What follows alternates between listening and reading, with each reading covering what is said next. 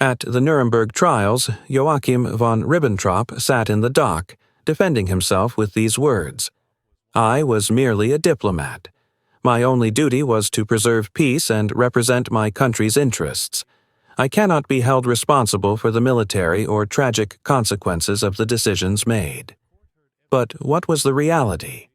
Behind the sharp suits and diplomatic etiquette was an accomplice who personally signed the invasion plans for Poland, forged secret pacts to carve up Europe, and laid the diplomatic groundwork for the deportation of millions to their deaths. Ribbentrop was not an envoy of peace. He was one of the primary architects of the catastrophe. His diplomatic briefcase was filled not with peace treaties, but with lists of countries to be occupied and approvals for execution orders. As Hitler's voice to the outside world, this man had used international law as a weapon to legitimize Nazi aggression. The evidence held by the prosecutors clearly proved that he was not merely a subordinate, but rather an active and ambitious player in the planning of war crimes. Allied prosecutors presented Ribbentrop with thousands of documents.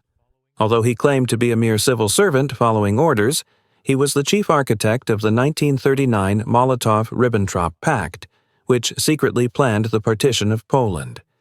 He didn't just start wars on paper. He personally managed the diplomatic pressure to deport Jews from occupied countries to concentration camps. When these documents were read in the courtroom, Ribbentrop's mask of the innocent diplomat completely fell away. For the tribunal, the facts were clear. Ribbentrop was found guilty on all 4 counts and sentenced to death. October 16, 1946. Shortly after midnight, the gallows set up in the Landsberg prison gymnasium were ready. Ribbentrop was the first name on the list. When led from his cell, his face was pale, yet he tried to maintain Nazi protocol until the very end. His hands were bound behind his back, and he climbed the steps where executioner John C. Woods waited. After 13 steps, he stopped and looked one last time at the witnesses and history below. Just before the executioner placed the black hood over his head, he spoke in a trembling voice. "May Germany's fate be better than it has been in the past. My wish is that an understanding be reached between East and West."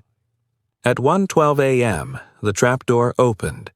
The execution took 14 minutes. The story of the man who climbed from being a champagne salesman to the pinnacle of Nazi Germany ended in a cold prison hall. But that night was only just beginning. Next in line was one of Hitler's most loyal generals. In the next video, we will examine Wilhelm Keitel's final words on the gallows.